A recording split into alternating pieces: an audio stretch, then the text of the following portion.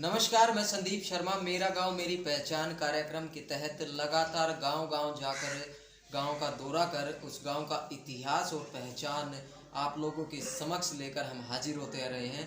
आज इसी कड़ी में झज्जर जिले के गांव चिमनी में पहुंचे हैं, जहां पर हम इस गांव में जो व्यक्ति हैं इनसे हम बात करेंगे कि क्या इस गांव का इतिहास रहा है, क्या इस गांव की पहचान है। जी महोदय जी, आप ये बताइए कि गांव का इतिहास क्या कहता है। करीब लगभग 800 वर्ष पूर्व कादा नाम का व्यक्ति ने गांव चिमनी बसाया। कादा के 5 पुत्र हुए। बड़ा जोधा, दूसरा नंबर माठा, तीसरा नंबर खुसर और पूना। फिर उन्होंने बाद में जोधा ने जाके बेरी बसाई, माठा ने दुबर्धन बसाया, बाजे चिमनी में रह गया, खुसर ने जाके डराना बसाया और पुनड़ ने सवाना। तो हमारे बेरी से फिर बाग पर दादा मांगास, दुबर्धन से माजरा, हमारे काद्यान खाप के 12 गाँव यहाँ बसे हुए हैं। अच्छा, गांव की पहचान क्या है, मतलब क्या पुरानी धरोहर है यहाँ? हमारे गांव में पुराना चमन ऋषि के नाम से जाना जाता है। यहाँ पर चमन ऋषि ने तपस्या की थी, जिसका चमन ऋषि के नाम से हमारे गांव में मंदिर भी बना हुआ है। और पुरानी धरोहर के तौर पर हमारे गांव में बहुत पुराने कुएं हैं जो अंग्रेजों के टाइम के हैं। अच्छा जी, तो अब आते हैं देश सेवा की बात में कि देश सेवा में इस गांव का क्या योगदान रहा है, किस प्रकार से? देश सेवा में हमारे गांव के लोगों का बहुत बढ़ चढ़कर हिस्सा रहा है। प्रथम विश्व युद्ध 1914 से 1919 तक हुआ था, उसमें हमारे गांव के 6 शहीद हुए। स्वतंत्रता सेनानी यहाँ के 3 रहे। द्वितीय विश्व युद्ध में हमारे गांव के 4 शहीद हुए। भारत चीन 1962 का युद्ध था, उसमें 1 शहीद हुआ। और भारत पाकिस्तान का 1971 का युद्ध था, उसमें 2 शहीद हुए। शांति सेना श्रीलंका भेजी गई, उसमें भी हमारे गाँव का 1 शहीद हुआ। अच्छा, तो आज देश सेवा की बात करें तो आज देश सेवा में गांव किस प्रकार अग्रसर है? हमारे गांव के मिलिट्री के अंदर बहुत बढ़िया योगदान है। 2 तो हमारे मेजर जनरल हुए हैं, 2 ब्रिगेडियर हुए हैं, 2 ग्रुप कमांडर, 8 कर्नल और आज भी मतलब कर्नल रैंक के और छोटे इनसे मेजर रैंक के बहुत सेवा में हाजिर हैं। सूबेदार हमारे गांव में लगभग 100 के आसपास है। तो मिलिट्री के नाम से हमारा गांव जाना जाता है। हमारे एक घर छोड़ के एक घर में या तो कोई सेवा फौजी है या हाजिर फौजी है। तो मिलिट्री के अंदर देश की सेवा में हमारे हर घर का योगदान रहा। अच्छा जी, ये बताइए कि स्वतंत्रता सेनानी कितने रहे हैं इस गांव से? स्वतंत्रता सेनानी इस गांव से 3 रहे जी। अच्छा, तो अब आते हैं हम बड़े सत्र के अधिकारी, जो कि सिविल की बात करें तो आईपीएस या आईएएस अधिकारी कितने रहे इस गांव में? 4 आईएएस अधिकारी फिलहाल सेवा में हैं। 1 आईएफएस है, 2 आईपीएस हैं, 2 एचसीएच हैं और डीएसपी एसीपी रैंक के 4 अधिकारी फिलहाल सेवा में हाजिर हैं। जी।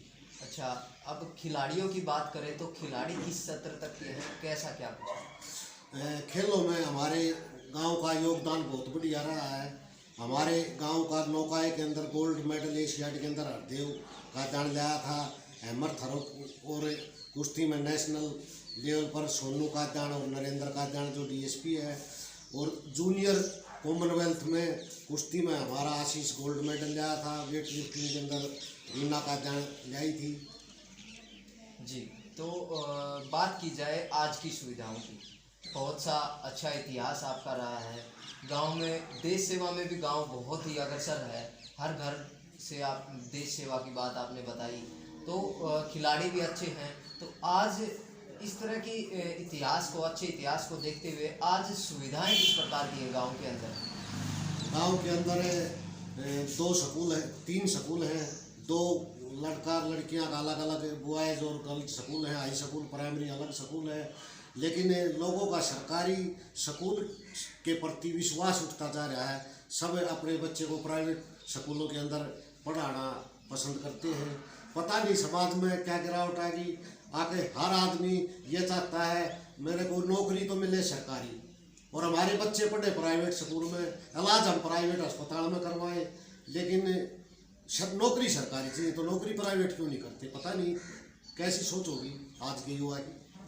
तो सुविधाएं क्या क्या हैं, ये थोड़ा सा एक बार सभी सुविधाएं बताएं। हमारा गांव झज्जर जिला से 23 किलोमीटर पड़ता है और दूसरी साइड रोहतक डिस्ट्रिक्ट पड़ता है, उससे भी 23 किलोमीटर पड़ता है। हम बीच में पड़ते हैं एक साइड में दादरी डिस्ट्रिक्ट पड़ता है, वो भी तकरीबन 23 किलोमीटर पड़ता है। तो बसों की सुविधा लगभग ठीक सी रही है। गांव में डिस्पेंसरी भी है, खेल के लिए स्टेडियम भी है।